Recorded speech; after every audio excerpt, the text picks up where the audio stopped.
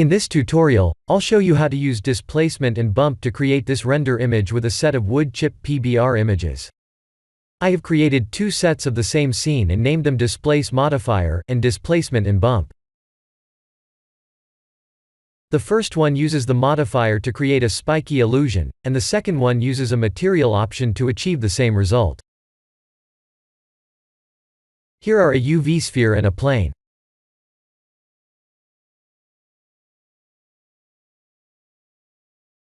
I'll share the PBR images link in the description below. The nodes were instantly created by the Node Wrangler add-on.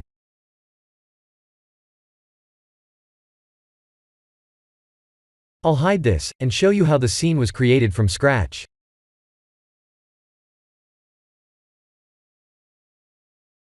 The usual displace modifier method begins like this. We add a mesh, apply the materials, and add the modifier. Select the main node, and press Ctrl, Shift, and T, together to add the PBR texture images. To use the Ctrl, Shift, T feature, we need to activate an add-on called the Node Wrangler. After adding the displace modifier, we must add the PBR displacement texture.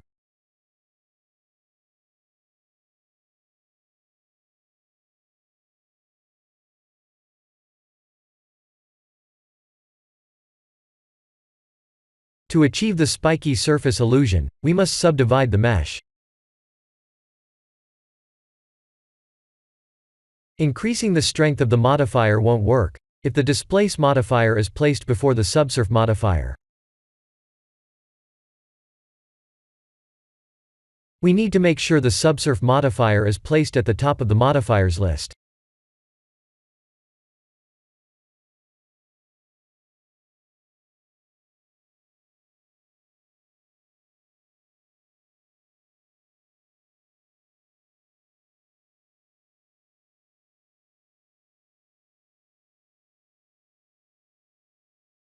A background plane was added, and I typed S to scale, and R, X, and 90 to rotate it 90 degrees on the X axis. G and Y to move it back on the Y axis.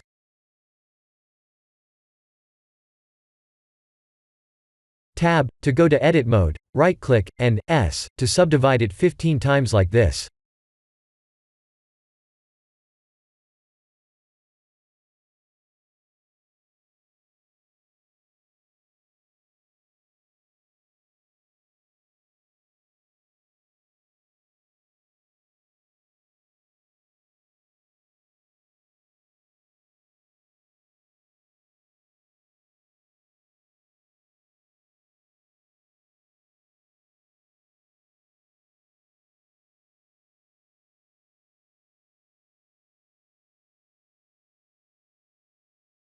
There is the same result. This is how we usually create a spiky scene by using the displace modifier.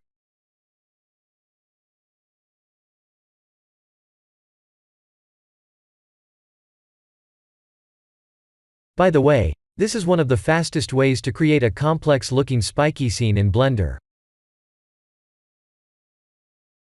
I'll select both meshes and type M to put them into a new collection.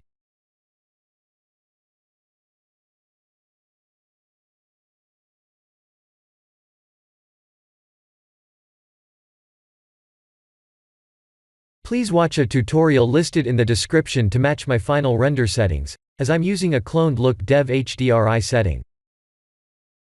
I have set the HDRI strength to 2, and rendered it with 32 samples with the use nodes turned off under compositing. I have also added a point light.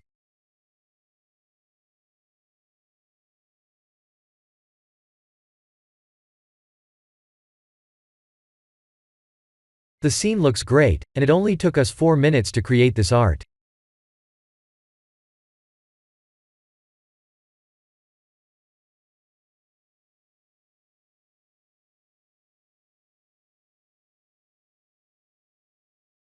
I'll show you how the material option method was used to create the same spiky effect.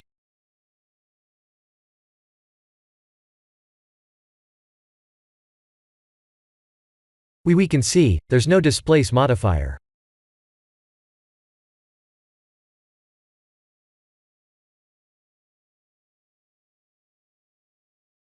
Let's click the background mesh, and go to its Material tab.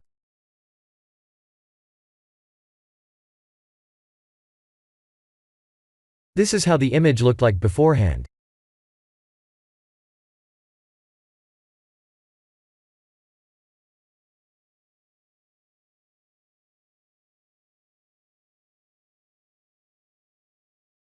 Once we select the displacement and bump, we get the same result as the one that was using the Displace modifier. We can control the strength from here.